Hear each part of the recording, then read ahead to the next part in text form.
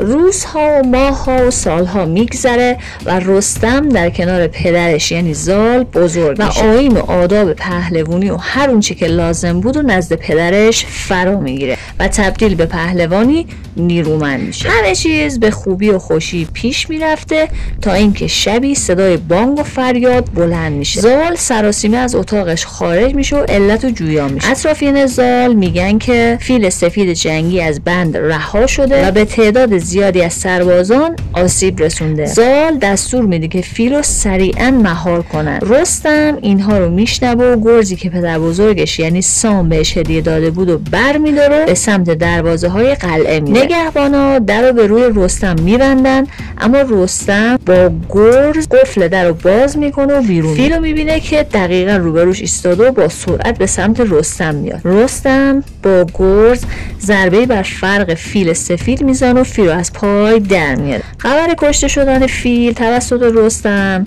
به زال پدر رستم میرسه. زال از اینکه فیل جنگیشو از دست داده بود ناراحت میشه اما پسرش رستم رو تحسین میکنه و میگه یزدان خردمند یه پهلوان به من هدیه داده. زال رستم رو صدا میکنه و بهش میگه فرزندم بیا که مأموریت بزرگی برات دارم. زال از رستم میخواد که قبل از اینکه آوازه دلاوریاش به همه جا برسه به خونخواهی جدشون یعنی نریمان بره. نریمان به دست مردم حصار کوه سپند کشته شده بود. مردمان حصار کوه سپند بسیار سرکش بودند. در اونجا قلعه‌ای وجود داشت که بسیار وسیع بود و به هیچ عنوان نمیشد اونو تسخیر کرد و رفتن به اون قلعه کار ساده‌ای نبود. رستم با لباس‌های مبدل و به همراه دلاورمردان سیستانی و کاروانی از بار نمک به عنوان تاجر و بازرگان به سمت حصار کوه سپند میره و نگهبانا بعد از اینکه مطمئن شدن اونا تاجر و بازرگانن دروازه‌های قلعه رو به روی رستم و یارانش باز میکنن و رستم و یارانش وارد قلعه میشن و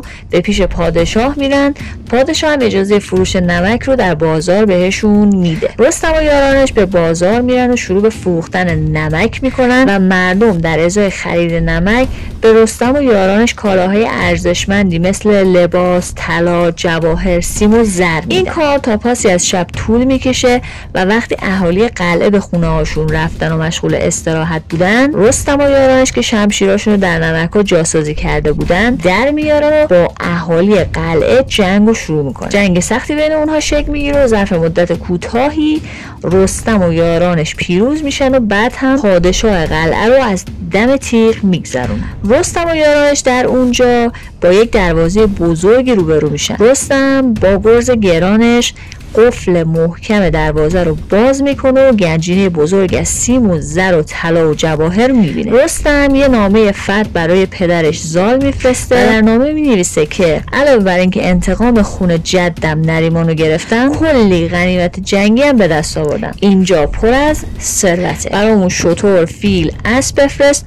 تا تمامی این ثروت رو به سیستان بیارم چون این ثروت متعلق به سیستانه. زال بسیار خوشحال میشه. کاروانی از شتر و فیل و اسب رو فراهم میکنه و اونا رو به سمت رستم میفرسته. رستم پیروزمندانه به سیستان برمیگرده و مورد استقبال پدر و مردم سیستان قرار میگیره.